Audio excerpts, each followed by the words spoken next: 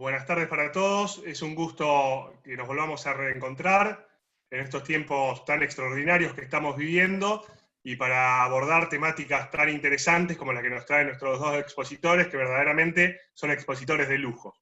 La primera temática, que es la que va a brindar la doctora Otarola, es la violencia de género en el marco del derecho del trabajo.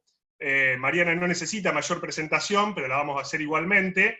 Ella es abogada relatora del Juzgado de Primera Instancia en lo Laboral de la Tercera Nominación, es especialista en Derecho Laboral, egresada de la Universidad Nacional de Rosario, y es docente de posgrado en la UNR y en la Universidad Nacional del Litoral. Mariana.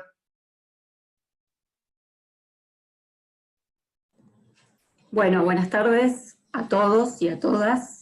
Agradecer que la comisión directiva, cuando me pusieron a votación de si podía hablar, me dijeron que sí.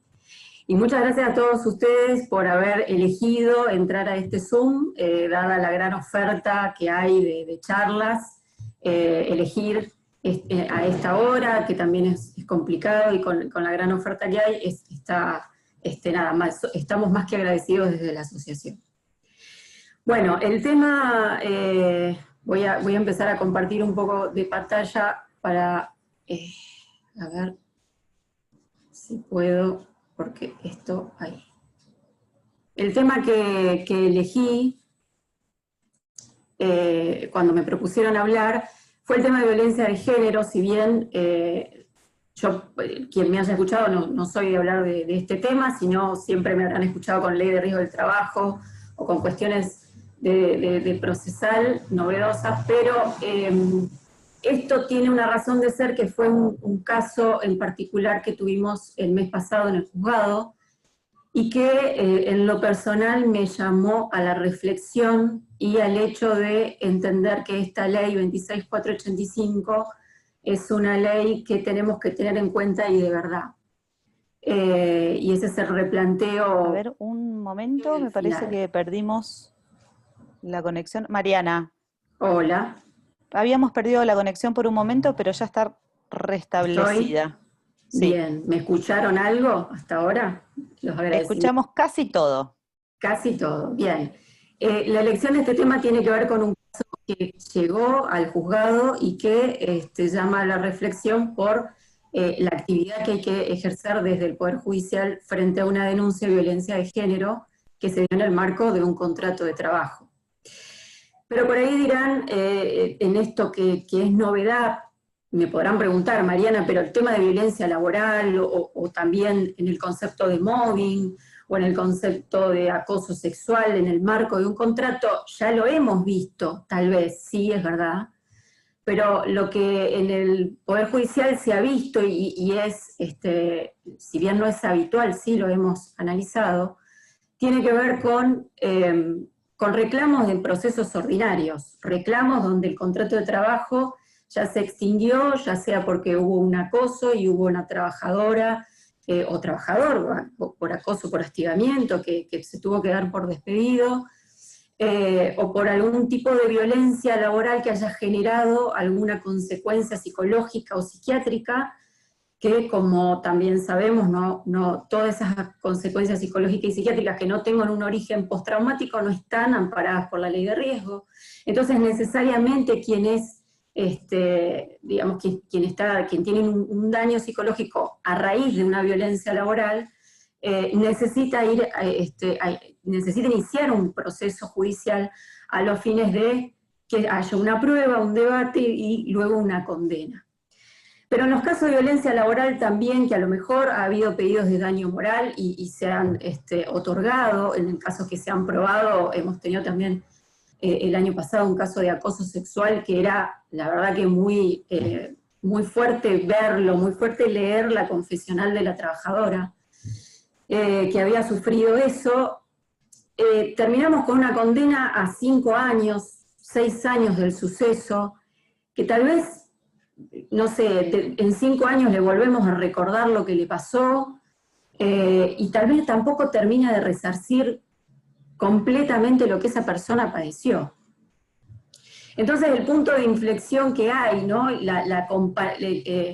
digamos, el contrapunto entre esta justicia que llega al final, es esta ley 26485, que lo que permite es que el juez laboral, en lo particular, acuda al inicio del problema, cuando la víctima de violencia de género denuncia y el juez laboral sale a auxiliar ahí con lo que esta denunciante necesita.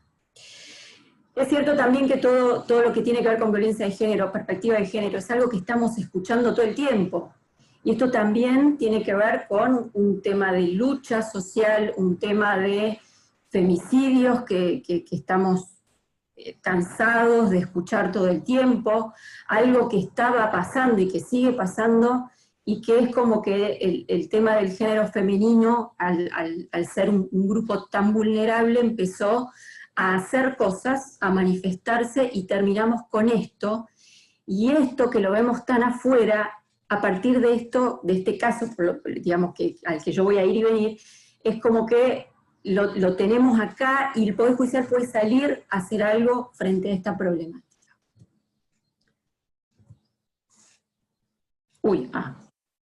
Ahí estamos.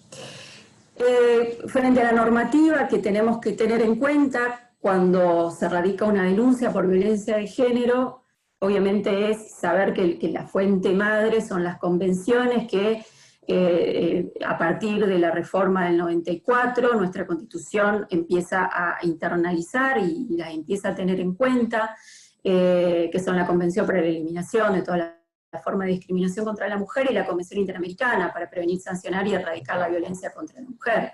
Hasta que con la Ley 26485, que esta es la que vamos a estar nombrando todo el tiempo, la Ley de Protección Integral para prevenir, sancionar y erradicar la violencia contra las mujeres, en los ámbitos en que desarrollen sus relaciones interpersonales, que es totalmente amplia y abarca un montón de situaciones, tanto en el ámbito público como en el privado, y obviamente la ley es mucho más amplia. Yo me voy a detener en todo lo que tenga que ver con lo laboral y el procedimiento, pero tiene un gran ámbito de aplicación. Cuando recibimos esta denuncia, también empezamos a investigar hasta dónde Santa Fe había adherido, ¿no?, a esta ley nacional, y encontramos la ley de adhesión de Santa Fe en la 13.348 y su decreto reglamentario 4028, que es del año 2013. Entonces, fíjense que hace 7 años nuestra provincia ha adherido a esta ley. Quiere decir que va a aplicar todas estas políticas que está intentando hacer para erradicar la violencia contra las mujeres. Y en la ley de adhesión, que tiene solamente 5 articulitos, es una adhesión simple, también habla de la compatibilización de esta ley, de la 26485, que la adheríamos la provincia, compatibilizarla con la ley provincial de violencia laboral, que ya Santa Fe había sancionado en el año 2005, que es la 12.434. Entonces, qué importante esto, ¿no?, de traer, y esto por eso yo lo traigo a esta exposición, de que esta ley de adhesión también habla de esta ley de violencia laboral, que, como vamos a ver, tiene un ámbito de aplicación un poco más acotado. La ley de violencia laboral es solamente por el ámbito de la administración pública, provincial, central y descentralizada, bueno, y todo lo que tenga que ver con entidades y organismos del Estado provincial, municipal, comunal, poder judicial, poder legislativo. Fíjense que es más bien todo lo que tiene que ver con el ámbito público, pero está bueno saber que estas dos leyes van a la par, que frente a alguna situación de violencia de género también tenemos esta ley de violencia laboral para tener en cuenta.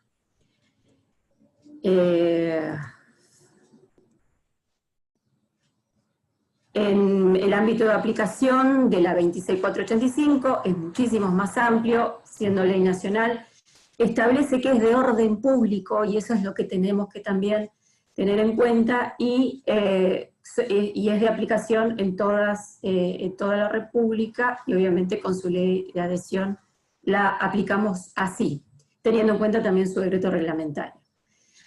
Artículo 4, no vamos a ir a todos los artículos, pero esta es la que da la definición de lo que se entiende por violencia contra las mujeres, y una cuestión en particular es que, fíjense que este artículo fue modificado en diciembre del 19, o sea, hace muy poco, lo cual indica que esta ley no es letra muerta, sino que está siendo revisada y ampliados sus conceptos, y realmente interesa de que se amplíe, de que se tomen todas las aristas necesarias para que en esta definición podamos encontrar todas las situaciones donde las mujeres puedan ir a hacer una denuncia por violencia de género.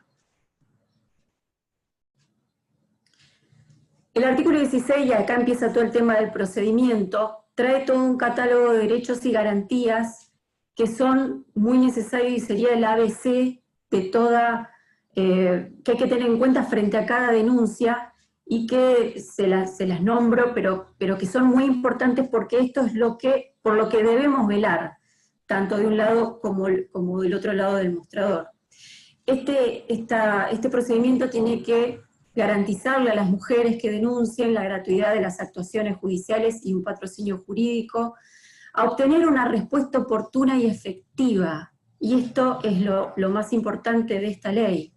A ser oída personalmente por el juez y por la autoridad administrativa, a que su opinión sea tenida en cuenta al momento de tomar las decisiones, a recibir protección judicial urgente y preventiva, y a eso también es tan destacable como lo que nos dice el inciso B de la respuesta hoy, que es a lo que hay que atender, a proteger su intimidad, a participar en el procedimiento, a recibir un trato humanizado, a la amplitud probatoria para acreditar los hechos que haya denunciado, y bien, otro tipo de derechos que tienen que ver con la inspección del cuerpo, a que sea gente especializada, en caso de que así fuera, y bueno, a contar con mecanismos en caso de que se incumplan los plazos dentro del procedimiento en particular.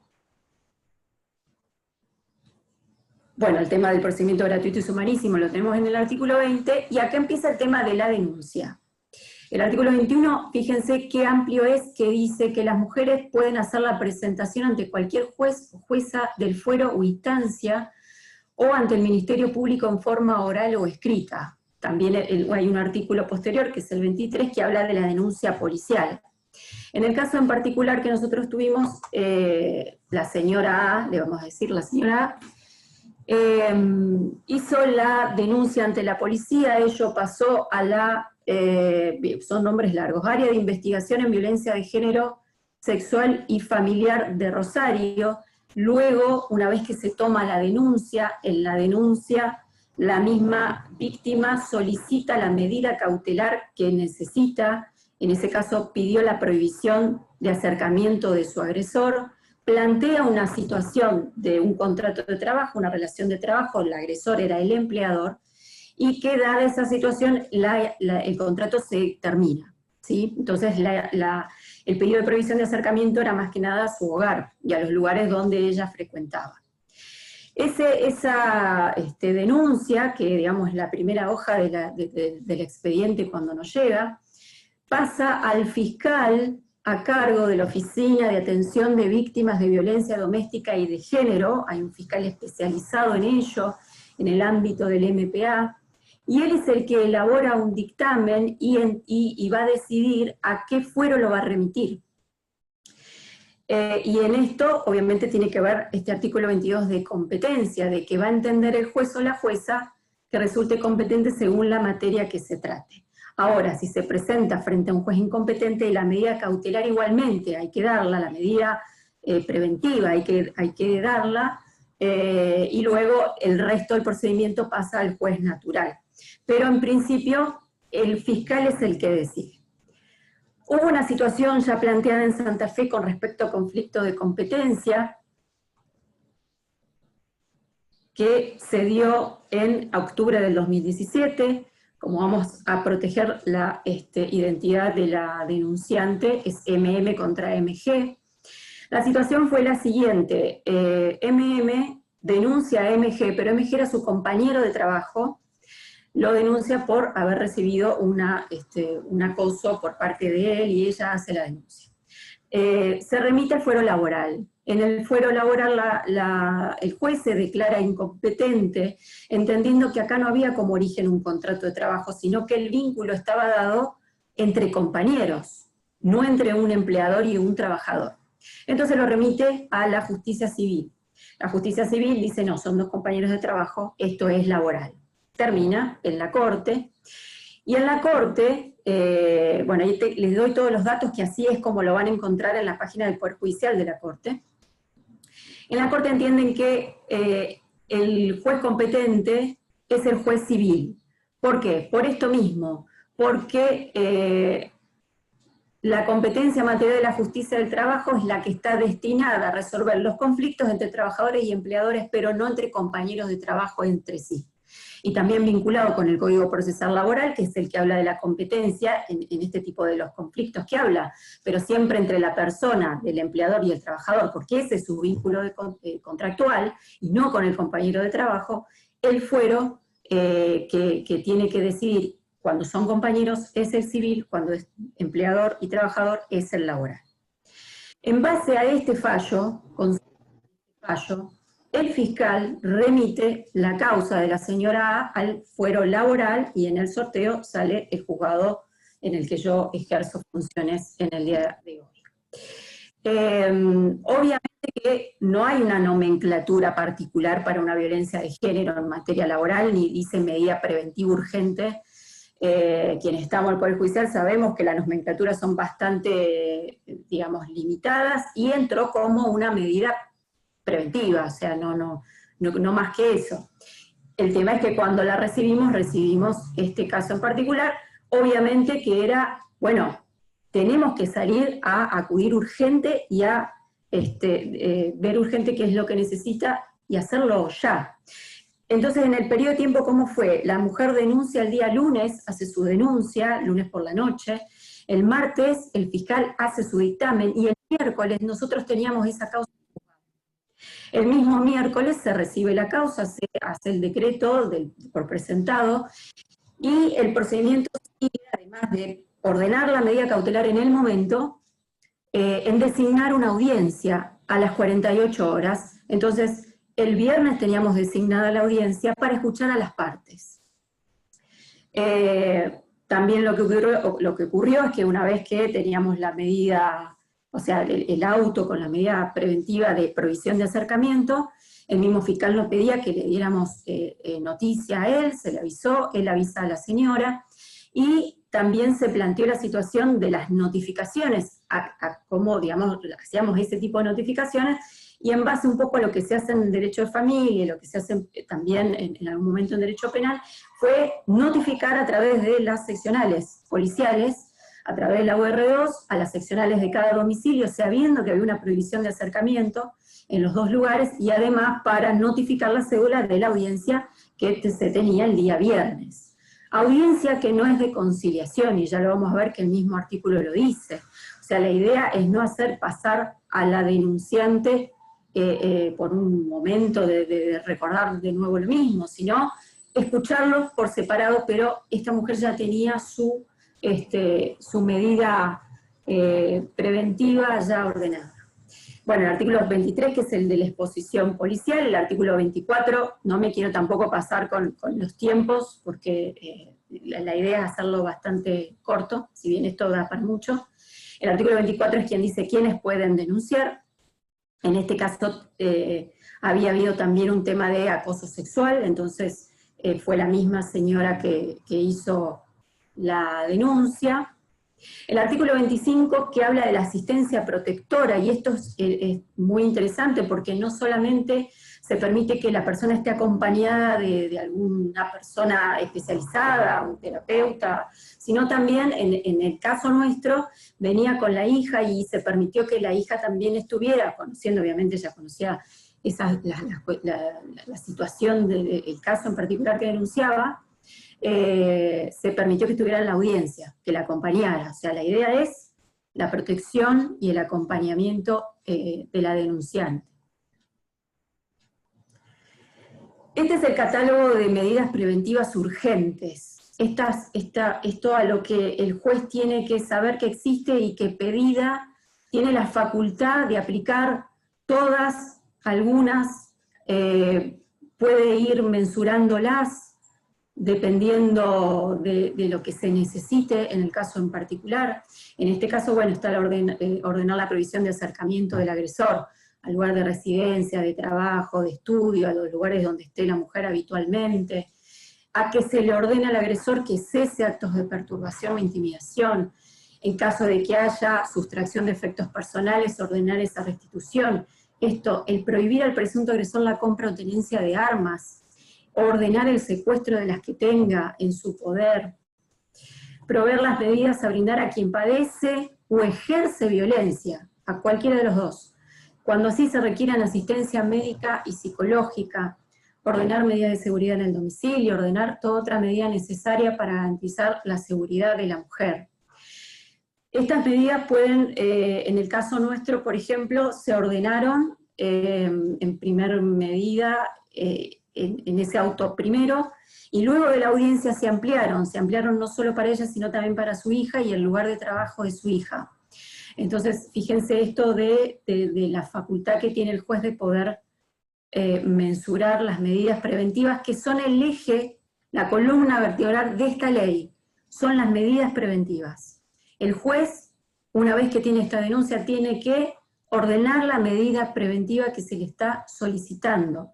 Y luego tendrá lugar, obviamente hay una posibilidad de que la otra parte presente prueba, y se verá si esta medida continúa, se ratifica, se amplía o no, y luego tendrá la decisión de poder apelar esa medida preventiva y ver si la Cámara la confirma o no. Pero es la medida preventiva. A esto vamos. Esto es lo que se solicita con esta normativa.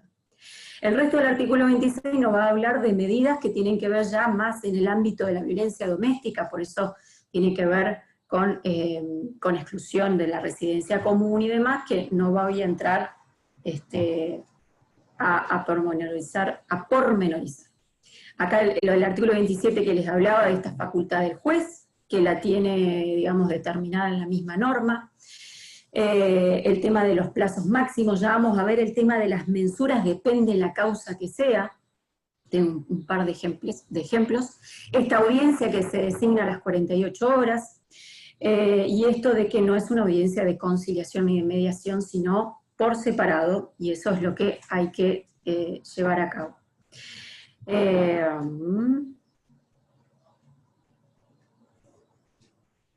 Ahí estamos. Con el tema de la mensura del juez. En este caso en particular, como les conté, la relación de contrato ya se había terminado. El tema es qué pasa cuando la relación de contrato continúa. ¿Qué pasa cuando tenemos que alejar al empleador porque está ejerciendo violencia de género para conmigo, o en otros casos donde hay delegados sindicales que son los que ejercen violencia de género? En el primer caso, que no es un tema laboral, fue un tema de abogados, de colegas abogados, donde se denuncia, SE denuncia a B, y es una medida autosatisfactiva que se solicita en el juzgado civil y comercial de Vera. Es muy interesante, este fallo está en Rubinsal, porque, ¿qué pasa? También está el tema del ámbito dentro del tribunal, entonces el juez ordena la prohibición de acercamiento de esta persona, obviamente a menos metros de los que puede ordenar afuera. Entonces, si estaban dentro del recinto tenía una orden, y si estaba afuera tenía otra, ¿no? Esto es como para ver cómo plantear esta situación. El segundo caso, que es el de Patagonia Suite, con PLD, es muy interesante este fallo. ¿Por qué? Porque el mismo empleador que, digamos, recibió la queja de empleadas suyas que recibieron o entendieron que habían recibido violencia de género, padecido violencia de género por parte de P, hace esa denuncia, y es el empleador el que solicita una exclusión de tutela sindical contra P, que es el que había ejercido la supuesta violencia de género. Si bien se entendió que no hubo violencia de género, es interesante porque igualmente el juzgado, la sala, entendió que había que hacer el análisis por si había violencia de género. Si bien no era legitimado la empresa, pero sí que había que hacerse el análisis. Entonces eso está está muy bueno para tener en cuenta, y además de la normativa que usa. Y el tercer caso, que es un caso que le pongo nombre y apellido porque la verdad que hay que sacarse el sombrero por Eva Serrano. Eva Serrano es una trabajadora de Jumbo que fue quien planteó frente a una violencia de género por un delegado gremial, la primer, por lo menos en lo que se hizo conocido, medidas preventivas a fin de que cese ese hostigamiento y que haya una prohibición de acercamiento. Esto, digamos, tomó digamos, envergadura ese reclamo, y fue tal lo que generó Eva Serrano. Esto llegó también a la Cámara de Apelaciones y fue confirmado el fallo, que Eva Serrano hoy es presidenta de una fundación en la cual lo que ella, digamos, aconseja es que a todas aquellas mujeres que sean víctimas de violencia de género, primero traten de conservar su fuente laboral, que no se vayan, sino que enfrenten la situación, que se puede, las contiene, tiene asistencia psicológica, asistencia social, y además hacen capacitaciones a distintos delegados de sindicatos, delegados gremiales de otros sindicatos. Esto es lo que hace Eva Serrano, que con su causa abrió una puerta enorme para que haya contención a aquellas mujeres que sufren violencia de género en el ámbito del derecho del trabajo. Porque nosotros en el fuero laboral, y hoy justo lo hablaba con una colega de Salta, no hay tanto.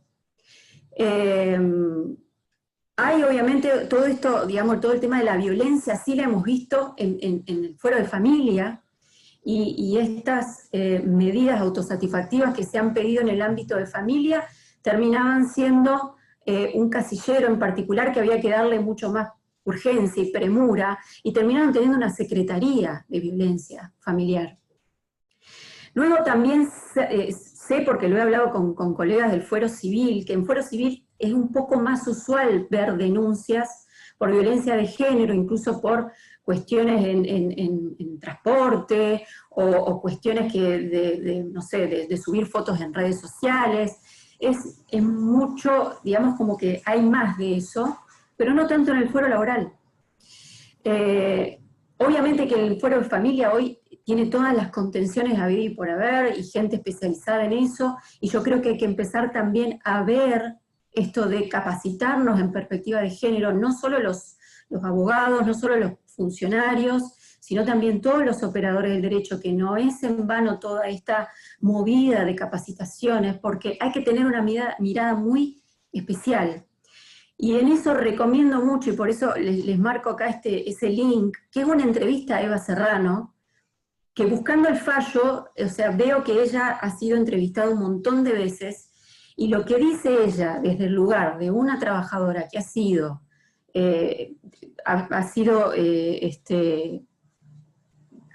sufrido, ha padecido violencia de género en el ámbito del trabajo, y lo que se ha puesto, digamos, en la lucha de proteger otras compañeras y de hacer de esto toda una lucha constante, es muy interesante que la escuchen, porque ojalá haya muchas Eva Serrano. Ella lo que también en esa fundación hace es, digamos, hay mucha gente especializada, psicólogos, psiquiatras y gente que contiene a otras personas. Entonces está muy bueno que esto pase y que todos nos concienticemos con esto que está ocurriendo y que es diario. Bueno, dado el día de la fecha y lo lamentable de que se nos fue Quino, y siempre Mafalda, que es, digamos, no, es actual, léasela cuando sea, me gustaba traer esto, pero también el hecho de entender que el Poder Judicial y dentro del derecho laboral tiene esta herramienta, y es posible en una semana, en 2 días en realidad, que una persona pueda denunciar, y la idea es que todos estemos preparados, que le demos ese acceso a la justicia a la mujer como necesita, y que hay un cambio de cabeza, hay un cambio de a poco.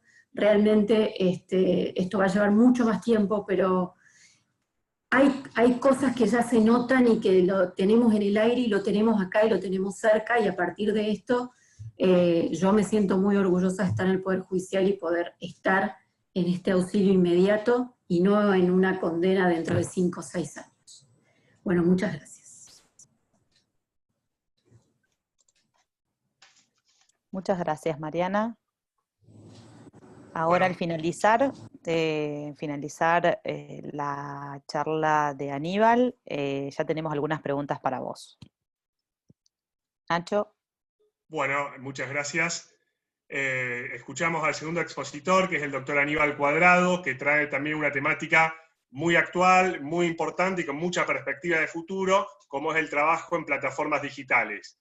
El doctor Aníbal Cuadrado es abogado laboralista, especialista en Derecho del Trabajo, docente universitario de posgrado en la carrera de especialización del trabajo de la Universidad Nacional de Rosario, es representante y asesor de asociaciones sindicales, es escritor, ha publicado muchos artículos y es un doctrinario que siempre nos deleita con sus exposiciones. Aníbal, buenas tardes, tenés la palabra. Buenas tardes a todas y a todas. Muchas gracias, Ignacio, por la presentación. Agradecimientos a la asociación por la invitación a disertar sobre este tema, que es un tema que tiene en vilo a la comunidad jurídica laboral internacional, debido a que estamos frente a situaciones en personas de trabajo captadas, organizadas y dirigidas por empresas titulares de plataformas digitales. Voy a comenzar la exposición con la problemática que presenta este tipo de trabajo, para luego dar un breve marco teórico sobre las distintas 3 posturas que la comunidad internacional está interpretando, y luego pasar a la tendencia jurisprudencial actual referente a esta problemática. No sé si estoy habilitado, voy a probar. Bueno. Ahí se ve la pantalla. Bien.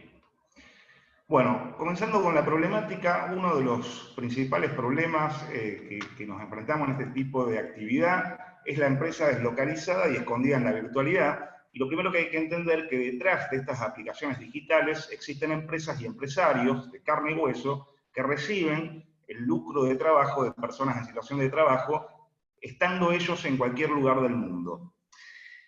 El hecho que estas empresas sean extranjeras no representa un problema para nuestro orden público laboral, una vez que se supere la discusión si se aplica o no, desde que el artículo 3 de nuestra Ley de Contrato de Trabajo fija el principio de territorialidad. Por tanto, deja estéril cualquier discusión sobre cuál sería el lugar de contratación cuando estos trabajadores conectan para empezar a prestar su fuerza de trabajo a través de la plataforma digital. Por tanto, en cuanto se ejecute la fuerza de trabajo en nuestro territorio, se aplica el principio de territorialidad y asimismo el artículo 2600 del Código Civil y Comercial en cuanto a repeler cualquier otro orden público laboral extranjero opuesto al nuestro.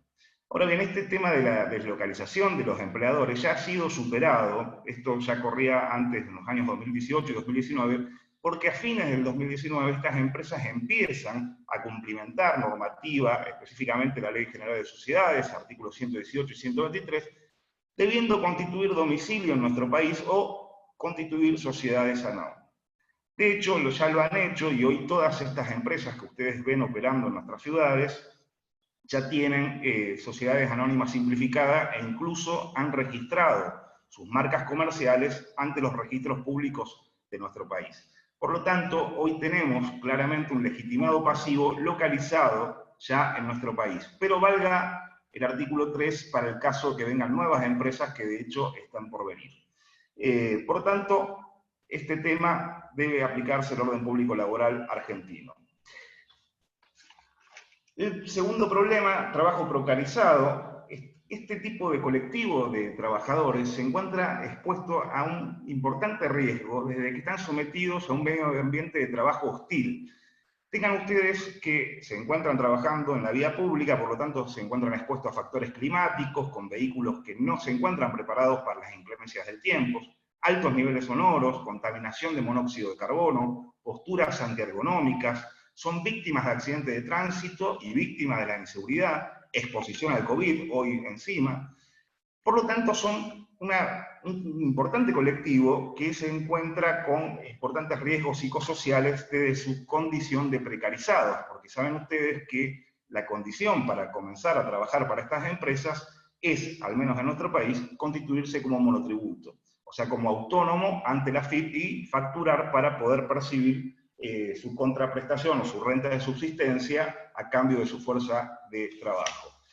La otra problemática es el impacto que tiene esta actividad precarizada en nuestro país respecto de las fuentes de trabajo ya regularizadas. Ustedes saben que cadetes, empresas de cadetería, empresas de remisería, siempre existieron y no estamos hoy ante una nueva actividad, sino que esta actividad es una nueva forma de organización del trabajo.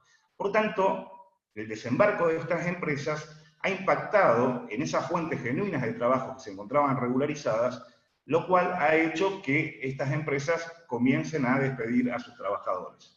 Incluso el caso paradigmático es la empresa Pedido Ya, que esta empresa cuando desembarca en nuestro país en el año 2018, lo hace con todo su personal registrado, o sea, reconocida su dependencia y registrado ante los organismos de la Seguridad Social. De poco tiempo empiezan a desembarcar el resto de las empresas ya con este modelo de precarización. Y Pedido Ya, frente a esta competencia desleal, lo que hace es despedir a estos trabajadores para luego retomarlos bajo la figura de la autonomía. Por lo tanto, frente a esto, dos conclusiones. El modelo de negocio es perfectamente exitoso llevándolo a cabo con su personal registrado dentro de la Seguridad Social. La prueba de ello es esta empresa Pedido Ya, que lo había hecho durante casi un año sin haber tenido la competencia de las otras empresas. Y asimismo que este trabajo va impactando en las fuentes de trabajo y va creando nueva desocupación y precarización. La otra problemática es la estrategia semántica discursiva de estas empresas, que a través de fuertes campañas publicitarias y de esta estrategia van intentando crear pseudo realidades e instalar la idea de la llegada de nuevas formas de vinculaciones laborales, horizontales, no dependientes y colaborativas. Fíjense que han logrado con éxito hacer dudar a una importante parte de la comunidad jurídica laboral sobre la supuesta crisis de abarcabilidad, pero no ya para incluir a sectores no contenidos en nuestro derecho laboral, sino para excluir a estos sectores. Como decíamos antes, los cadetes y los choferes siempre existieron. Y este éxito que han tenido estas empresas lo obtuvieron a través del discurso con frases tales como sé dueño de tu tiempo, sé tu propio jefe, trabaja cuando quieras. Y lo han completado con falacias tales como la economía colaborativa entre desiguales, o sea, entre aquellos que detentan una organización de medios de producción y aquellos que necesitan insertarse para obtener una renta de subsistencia. En definitiva, lo que han encontrado es una fisura para romper los distintos órdenes públicos laborales del mundo, y esa fisura la han encontrado no ya en la ley, sino en la interpretación que los operadores jurídicos hacemos de la ley. De allí la necesidad de volver a las fuentes y, fundamentalmente, aplicar el principio de la realidad.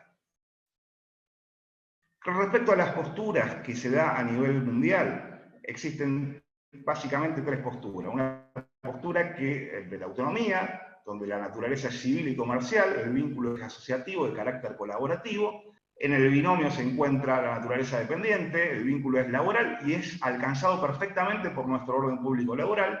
Y una tercera postura que nos denuncia una crisis de abarcabilidad, diciendo que estamos ante nuevas modalidades de contrataciones laborales que necesitan protección, pero que no son alcanzadas o abarcadas por los distintos órdenes públicos laborales. La postura de la naturaleza autónoma nos dice que son meros intermediarios, la empresa es una mera intermediaria entre el consumidor y quien presta el servicio, generando un ecosistema de negocios donde todos ganamos. La prestación es de carácter colaborativo, asociativa, todos nos beneficiamos, y el caballito de batalla, o el fundamento más importante, es la libertad. Porque lo que nos dice esta postura es que en realidad lo que se da acá es que hay una libre autonomía de jornada y de conexión, o sea que los trabajadores, estas personas en situación de trabajo, tienen la libertad de ejercer el derecho de conectarse o desconectarse de la aplicación y elegir cuándo trabajar.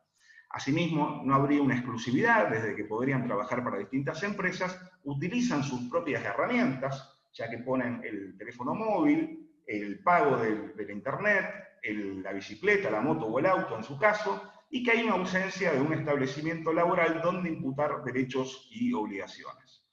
Por otro lado, la postura de la naturaleza dependiente, que va deconstruyendo la postura de la naturaleza autónoma, nos dice que el kit de la cuestión es el real objeto comercial de estas aplicaciones. Desde que, si son intermediarias, bueno, por supuesto que estaremos ante un problema de crisis de abarcabilidad, porque hay personas en situación de trabajo no insertas en una organización ajena. Pero lo que denuncia la crisis, la postura de la dependencia, es que en realidad el verdadero objeto es del transporte. Y desde allí están contenidos en la organización empresarial, desde que estas empresas tienen que captar, dirigir y organizar el trabajo para que el transporte llegue con éxito al consumidor. La prestación, por tanto, es dirigida y controlada y está inserta en una organización de medios ajenida. La jornada, en cuanto a esta libertad, la postura de la dependencia nos dice, bueno, en realidad no hay tal libertad porque la jornada se encuentra organizada por franjas horarias. De hecho, si ustedes leen el artículo 197, el tercer párrafo de nuestra ley de contrato de trabajo, el empleador tiene la facultad de organizar la jornada de trabajo, y estas empresas, acorde a su modelo de negocio y acorde al tipo de actividad, lo han hecho, han organizado la jornada, detentando todavía esa facultad, en franjas horarias. Y estas franjas horarias no puede acceder el trabajador cuando y como quiere, sino que para acceder a ellas tiene que estar en uno de los mejores rankings que tienen estas empresas. Las empresas han creado todo un sistema de mérito, de ranking sobre estas personas en situación de trabajo, de modo tal que aquel que más tenga contracción a tareas y más tiempo esté conectado y a disposición del empleador, va a estar mejor rankeado, y al estar mejor rankeado va a ser el primero en elegir qué franja horaria va a trabajar. Por lo tanto, aquel que, al contrario, ejerce su libertad de decir hoy no me conecto o rechazo un pedido, bueno, va a quedar en el peor de los rankings y va a poder elegir la franja horaria que le quede a disposición en este modelo. De hecho, muchos de aquellos trabajadores que eligen ejercer esa supuesta libertad tienen la consecuencia de que no pueden acceder durante largos tiempos a franjas horarias. Ante eso, entonces, yo me pregunto qué diferencia hay con el trabajador del sistema fordista, que se levanta a la mañana y dice yo no pienso ir a trabajar hoy. ¿Tiene la libertad de hacerlo? Claro, tiene la libertad, pero tiene consecuencias esa libertad.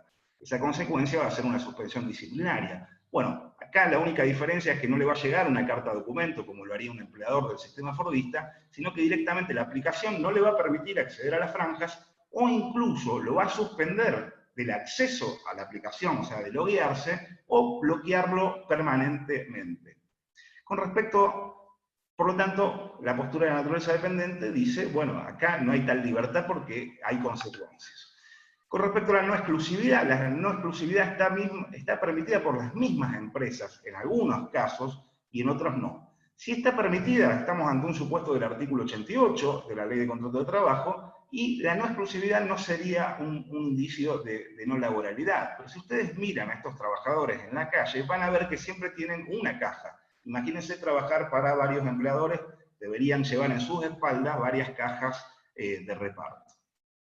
El valor de las herramientas que nos dice la postura de la naturaleza autónoma, que serían empresarios porque ponen la bicicleta, porque ponen la moto o porque ponen su teléfono móvil.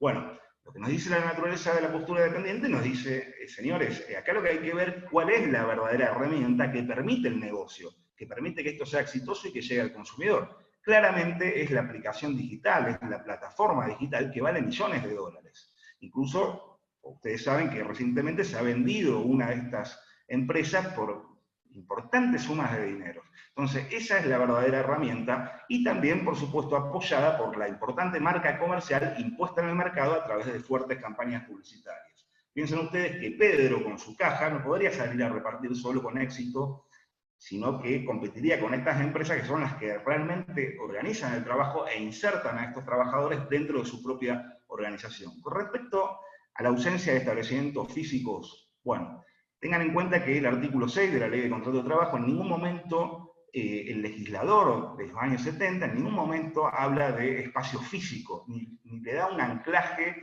localizado alguno al establecimiento. Por lo tanto, el establecimiento también podría llegar a entenderse tranquilamente como un establecimiento virtual, y este sería la plataforma que a través de todos sus algoritmos conecta consumidor con comercios adheridos y organiza y dirige todo el trabajo, una unidad técnica de ejecución destinada a lograr los fines de la empresa. Como herramienta en nuestra legislación, por supuesto que tenemos el artículo 23, desde que el juez va a tener que, juez o jueza va a tener que activar la presunción, y será la empresa la que tendrá la carga de la prueba de desactivar, demostrando que estamos ante un empresario, es decir, ante una persona con una organización de medios propia, ¿no? Lo cual creo que en esta situación lo veo muy difícil que se pueda desactivar un artículo 23, siempre y cuando se active. Y por supuesto, como herramienta, los indicios de laboralidad de la recomendación 198 de la Organización Internacional del Trabajo, que ya nuestra Corte Federal ha invocado como fuente en el precedente Ramos. La tercera postura, rápidamente, porque no tengo tiempo, lo que denuncia es que sí, hay personas y están en situación de trabajo y merecen protección, pero no estarían abarcados porque dicen que los institutos, en el caso argentino, de nuestra ley de contrato de trabajo, no serían aplicables porque estarían en crisis. Yo realmente, en mi postura, no encuentro ninguno de los institutos de la ley de contrato de trabajo en crisis en este tipo de actividad, a poco que apliquemos fundamentalmente el principio de la realidad y hagamos un trabajo de campo de cómo operan estas empresas. Y dentro de esta tercera postura se dividen entre aquellas que pregonan una nueva legislación dentro de la dependencia o por fuera de esta, como el sistema del trabajador autónomo económicamente dependiente de España.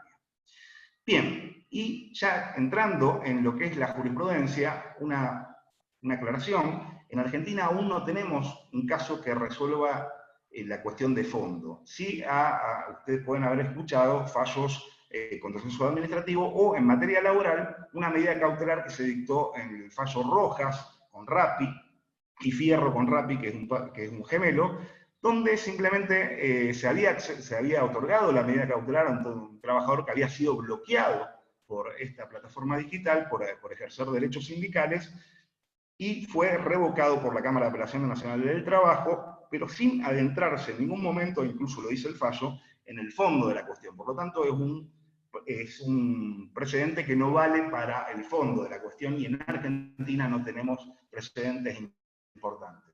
La deconstrucción sí se está haciendo, y me refiero a deconstrucción respecto a la semántica discursiva que denunciaba antes, sí se está haciendo en forma muy importante en España, porque en este país hay, por un lado, un fuerte inspeccionismo, una fuerte actividad de la Policía del Trabajo en declarar, o sea, ellos mismos declarar la dependencia de estos trabajadores y llevarla a sede judicial. Y asimismo, importantes precedentes jurisprudenciales que se fueron dando a partir del año 2018 y que al día de hoy está zanjada la cuestión. Básicamente, cuando comienza en primera instancia, la discusión se daba entre la dependencia y el trabajador autónomo económicamente dependiente. Por eso es tan importante España, porque allí no se discute el binomio dependencia-autonomía, sino que estamos discutiendo dentro del marco conceptual que yo les venía dando, la segunda postura, o sea, la dependencia, y la tercera postura de la crisis de abarcabilidad, o sea, de crear una nueva legislación bajo la autonomía, pero otorgándole protección. Por lo tanto, la jurisprudencia española es muy interesante porque está en un escalón más allá de lo que puedan llegar a salir en resoluciones judiciales argentinas a la fecha.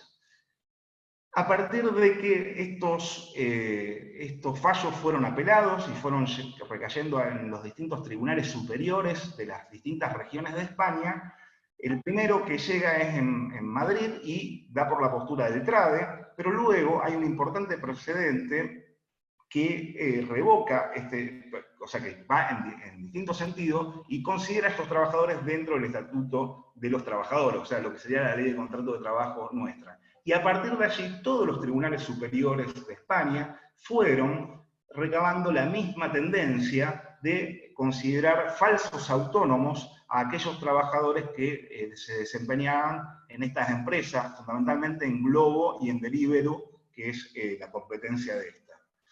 Y así llegamos a la decisión que salió la semana pasada, el 23 de septiembre de 2020, que el Supremo Tribunal de España, en su sala social, o sea, lo que sería el máximo tribunal español, ha declarado que estos trabajadores son dependientes. Y fundamentalmente lo ha dicho diciendo que desde el principio de la realidad y de Construyendo, que las notas de dependencia y ajenidad se dan en este tipo de trabajo, y sostiene que Globo no es una mera intermediaria en la contratación de servicio entre comercios y repartidores. Fíjense lo que denunciamos como kit de la cuestión, lo importante que es denunciar la verdadera actividad empresarial de estas empresas. No son meras intermediarias, sino que tienen una propia actividad. Y este es uno de los principales fallos que se da en este sentido de denunciar cuál es el verdadero objeto, porque ustedes van a ver ahora que en marzo de este año ya había habido un precedente muy importante en el máximo tribunal de casación de Francia con respecto a la empresa Uber, pero no se había adentrado sobre la verdadera actividad de la empresa. Así que este es un muy importante fallo y zanja la cuestión de la discusión en España. Y fundamentalmente, y ahora sí en concordancia con las demás tendencias que se están dando en los tribunales superiores de Europa, e incluso tenemos precedentes en Uruguay también de importancia, es el hecho de que, o sea, el fundamento más fuerte de estos fallos es la inserción del trabajador en una organización de medios de producción ajena, o sea, en una organización empresarial ajena, la ajenidad. Este es el comunicado de prensa que saca el Supremo. Como fallo interesante, yo pongo a disposición, tengo un dossier de fallos de toda esta temática, así que a quien le interese se lo remito, pero como fallo más interesante de un tribunal superior de Madrid, que cambia la tendencia anterior, es este que ven en pantalla. Y aquí está bueno este sumario porque trabaja justamente todos esos argumentos de la autonomía y nos dice que el trabajador no está asumiendo los riesgos ni los beneficios del contrato de transporte existente entre la empresa y el cliente, y nos dice específicamente que ese riesgo no debe entenderse como el riesgo frente al consumidor, sino que el único riesgo que puede llegar a asumir ese trabajador es el riesgo de haber hecho mal su trabajo, lo cual impone una falta o una obligación, que en el caso, bueno, del artículo 5A del Estatuto de los Trabajadores sería el 87 nuestro, y por lo tanto simplemente no es una nota de no laborabilidad asumir frente a tu empleador un riesgo por no haber hecho bien el trabajo. Serás pasible de una consecuencia contractual. Y la dependencia, aparte de la exteriorización en la ropa y en los uniformes, se da también en el hecho de que debe reportarse el trabajador que es controlado y que es dirigido constantemente, tanto por la aplicación digital como también por supervisores de carne y hueso que a través del chat están controlando el éxito de ese servicio de transporte al consumidor. Y la no asistencia, fíjense esto que hablamos del establecimiento, la no asistencia de los actores al trabajo y la libertad de conexión en todos los días laborables es un mero efecto de la configuración que la empresa pretende dar al contrato para eludir la calificación de laboral y no constituye un dato esencial para determinar la verdadera naturaleza, porque el comportamiento empresarial impide conocer las causas de inasistencia y motivos tan justificados como permisos, licencias, vacaciones, enfermedades, etc. Bien, en mismo sentido, acá le dejo los fallos que hay sobre los tribunales superiores de España.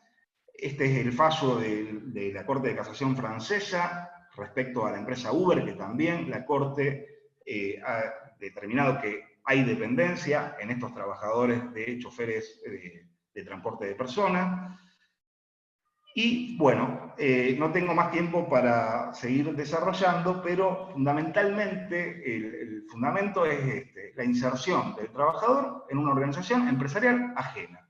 Por lo tanto, yo considero, y esta es mi postura, de que estamos ante trabajos dependientes que lo único que ha modificado y que reconozco que ha confundido, aparte de los operadores jurídicos, es que estamos frente a nuevas formas de organización del trabajo a través de aplicaciones digitales, lo cual es un tema que tenemos que deconstruir porque a la brevedad vienen otras nuevas plataformas ya para otro tipo de actividades. Por lo tanto, si no deconstruimos estos mensajes o estos discursos que intentan crear pseudo-realidades, vamos a estar frente a un importante problema de nuestro derecho del trabajo.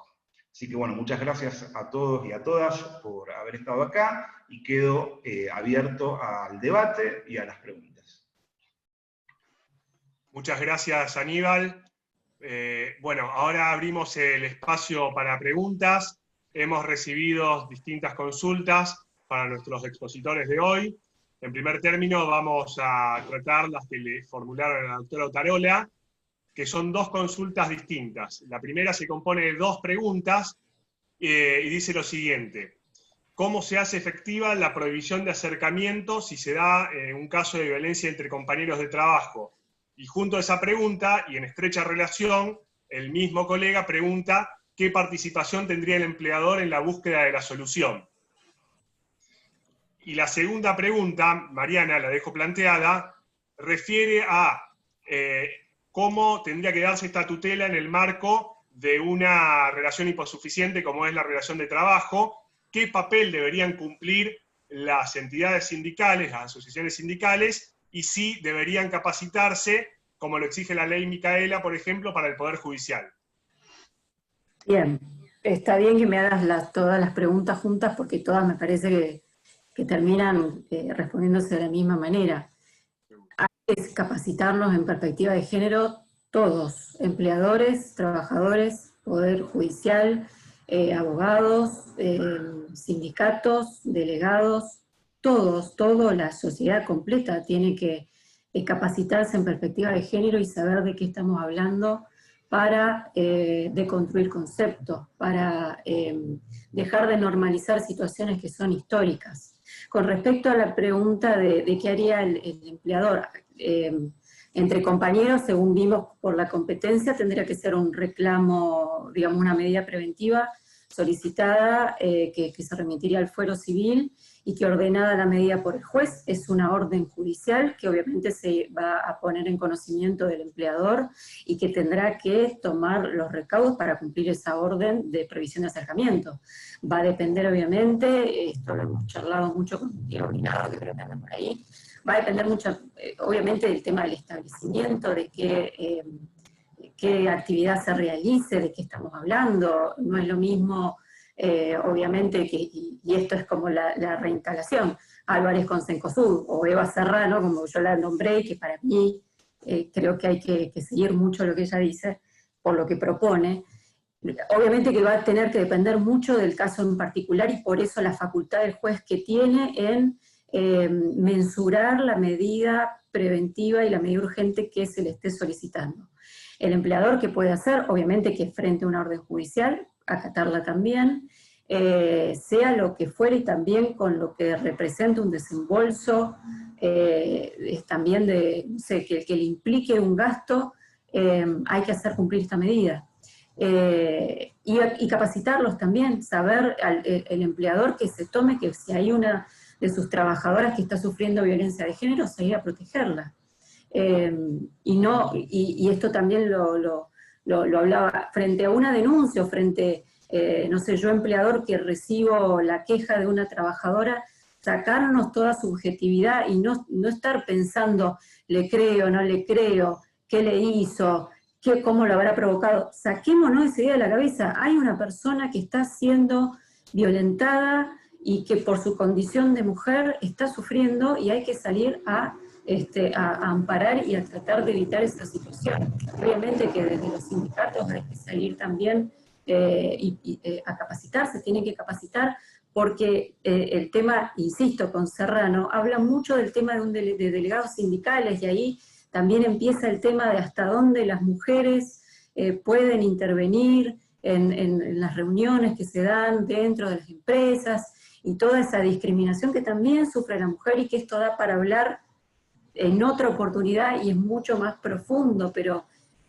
digamos es transversal. Este tema de violencia de género abarca todos los fueros, todos los sectores, y es una cuestión de conciencia de todos.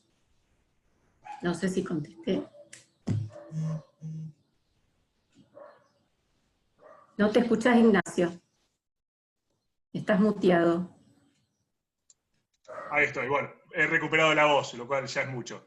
Te agradecía, Mariana, por la claridad en las respuestas. Y también hay dos consultas para el doctor Aníbal Cuadrado.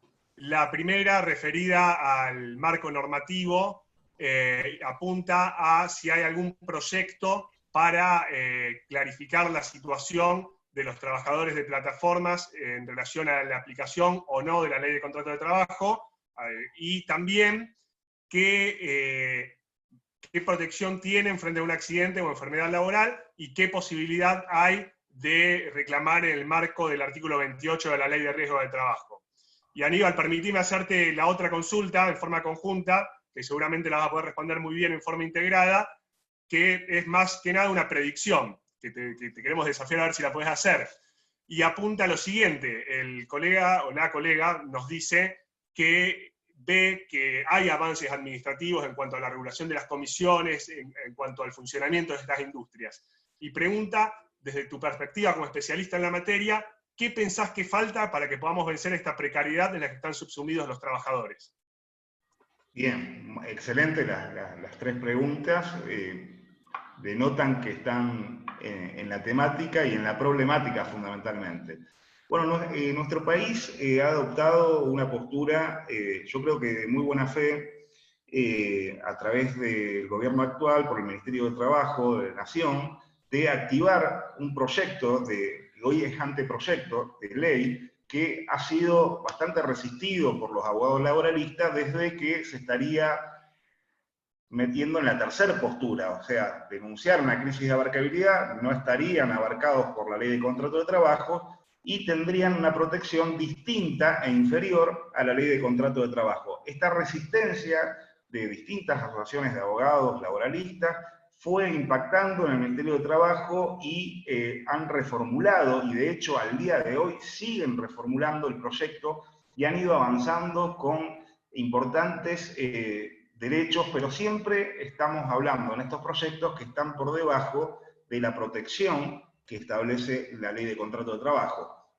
Yo considero que es de buena fe en el sentido, y contestando la última de las preguntas, relacionándola, en el sentido de que hoy tenemos una importante problemática. Yo no tengo ninguna duda de que no hay ningún instituto del derecho de trabajo que esté en crisis frente a estos trabajadores, a poco que veamos la operatoria.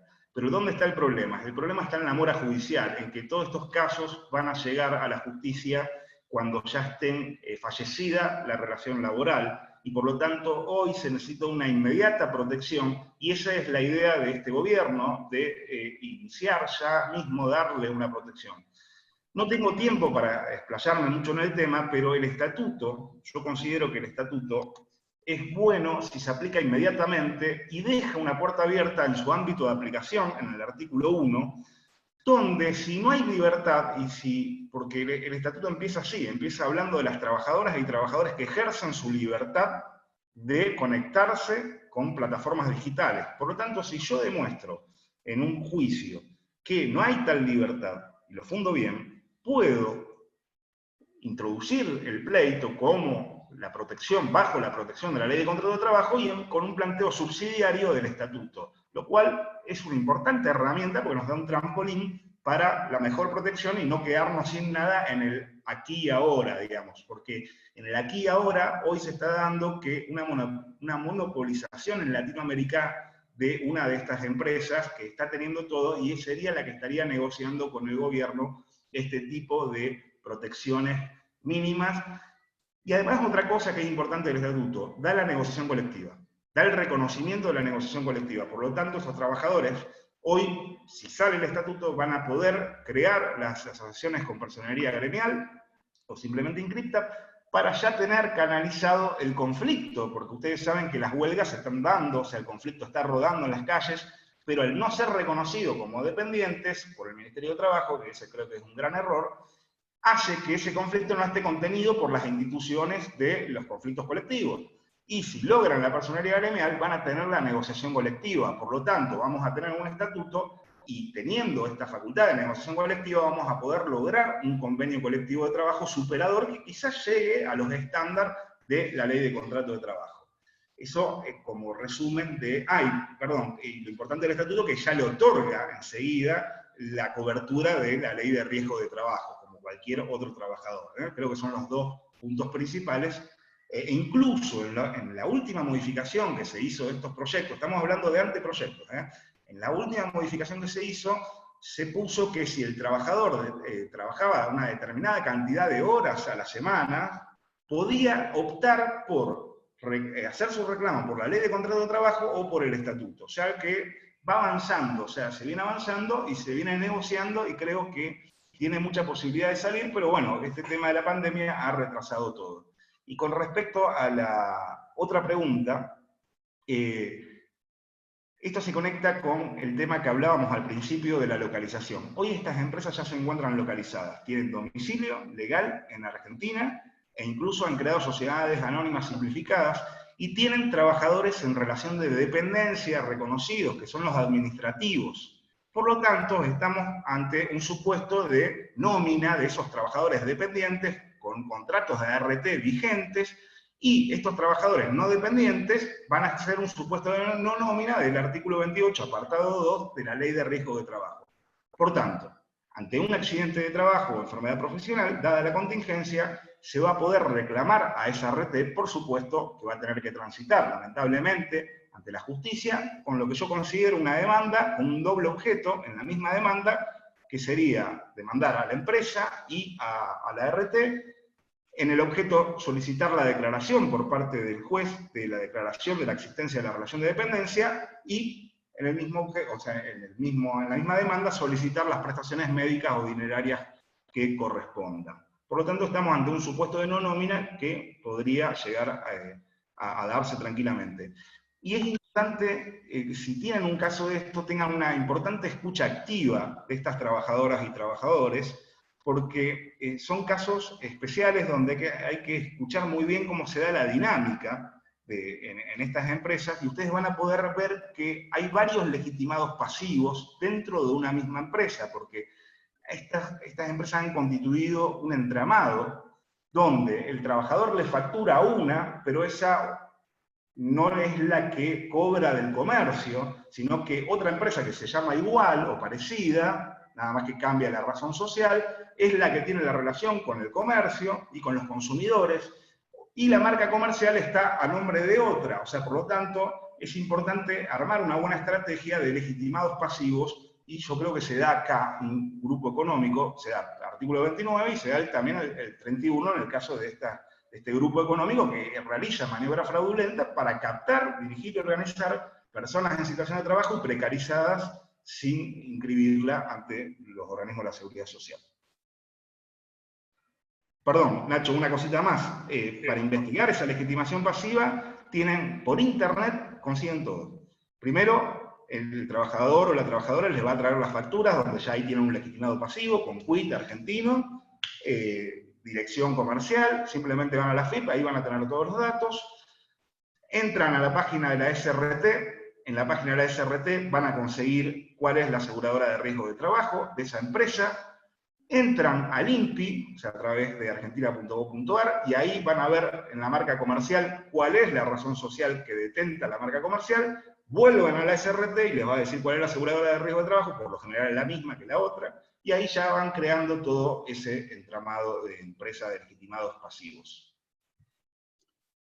Bueno, muchas gracias, Aníbal, por las respuestas. Bueno, habiendo finalizado este espacio de preguntas, nos despedimos. En representación de la Comisión Directiva de la Asociación de Derecho del Trabajo, les agradezco a todos los colegas por habernos acompañado y también por brindarnos a nosotros mismos, entre todos, un espacio para salir un poco de la contingencia del COVID-19 y tratar temas de fondo tan importantes y con tanta perspectiva de futuro. Los esperamos el miércoles que viene, a las 18 horas también, para escuchar las exposiciones del doctor Elías y del doctor Ruiz Fernández. Muchas gracias y hasta luego.